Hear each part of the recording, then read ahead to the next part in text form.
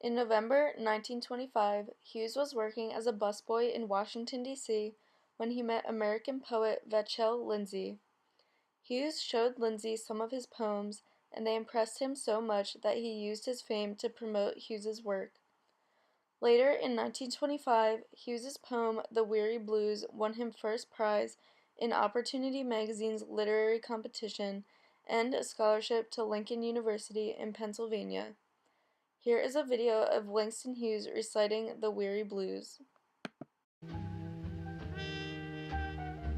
Drone in a drowsy, syncopated tune, rocking back and forth to a mellow croon, I heard a Negro play.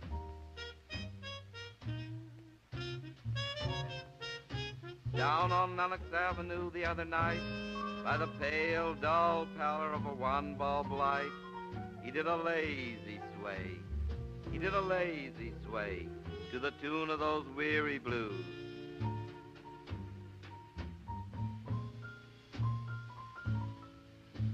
With his ebony hands on each ivory key, he made that poor piano moan with melody.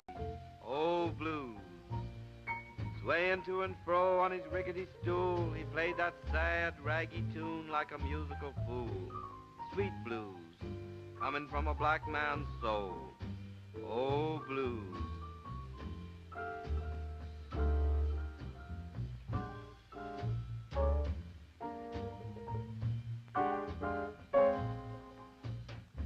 In a deep song voice with a melancholy tone, I heard that Negro sing, that old piano moan.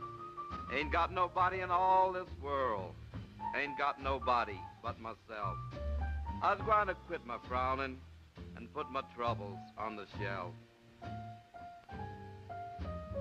Thump, thump, thump, when he's put on the floor. He played a few chords, then he sang some more. I got the weary blues, I can't be satisfied. Got the weary blues, I can't be satisfied.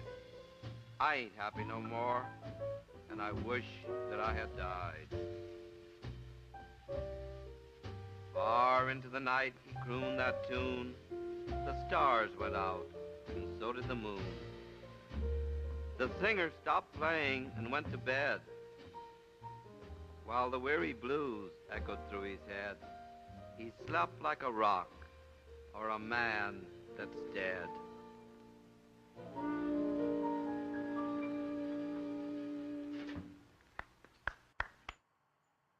In this poem, Hughes's unique use of jazz rhythms and dialect are obvious. He uses music to express the complex emotions of the man singing on Lenox Avenue. He also uses personification to give the listener a detailed image in their mind. For example, he describes that the singer is making the piano moan, which makes readers and listeners feel like they are hearing the piano for themselves. After this poem was written, Hughes met critic and novelist Carl Van Vechten. Van Vechten helped to publish Hughes's first book of poetry, also titled The Weary Blues, in 1926. The book was popular and established his poetic style and commitment to black themes and heritage. Hughes graduated Lincoln University in 1929 and published his first novel, Not Without Laughter. The novel tells the story of Sandy Rogers, a young black boy in the early 1900s growing up in the Midwest. Hughes aims to tell the story of black American life in the Midwest within 2 generations following slavery. He sets the story in Stanton, Kansas, and focuses on the relations between blacks and whites.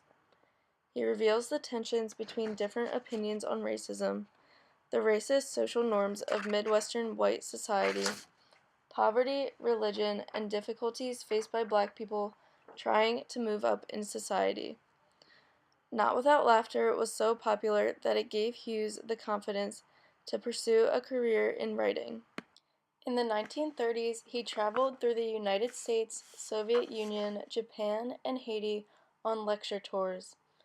He continued to write and publish poetry throughout his travels.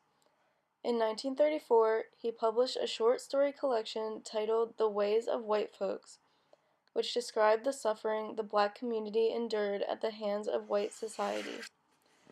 In 1937, Hughes served as a war correspondent for American newspapers during the Spanish Civil War.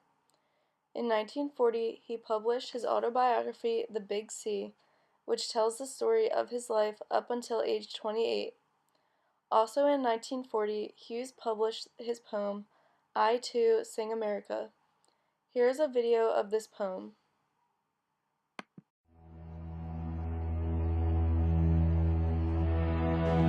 I am the darker brother.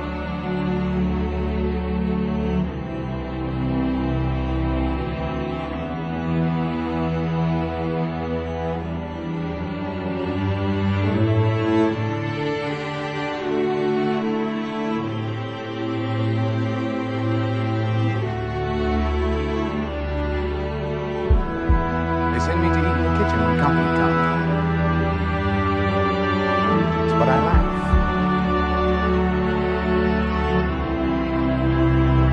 And I eat well, and I grow strong.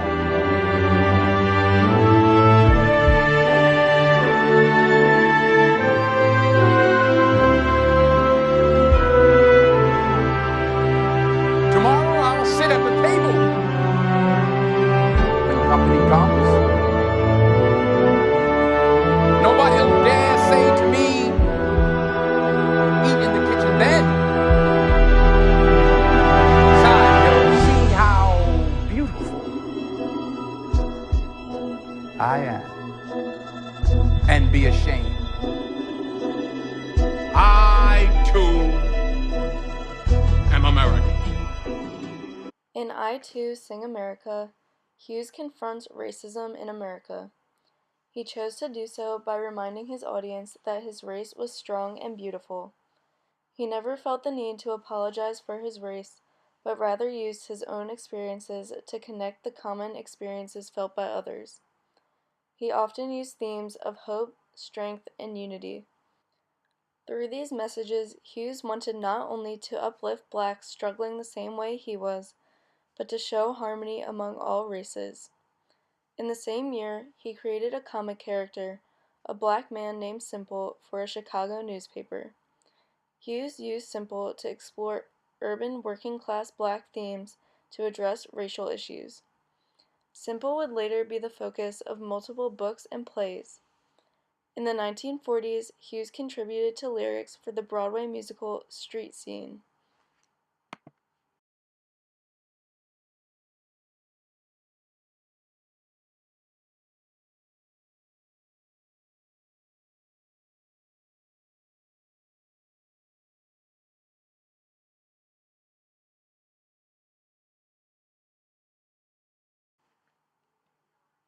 This was a large collection of poetry by black authors, but was not as popular as Hughes's other works. In the 1950s and 60s, Hughes published a book series which featured his comic character Simple as the main character. The series was made up of 3 books titled Simple Speaks His Mind, Simple Takes a Wife, and Simple Takes a Claim. Literary critic Arnold Rampersad wrote, Simple is one of the most memorable and winning characters of American literature, and is one of Hughes's most inspired creations. Simple's popularity is largely due to the fact that he is an everyman, or a character that everyone can relate to in one way or another. Hughes also published English translations of Spanish poetry, another anthology, and a second autobiography.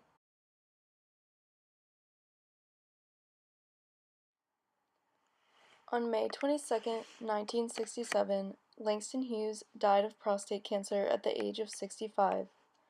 His funeral was filled with jazz and blues music. Hughes's ashes were interred under the entrance of the Arthur Schomburg Center for Research in Black Culture in Harlem.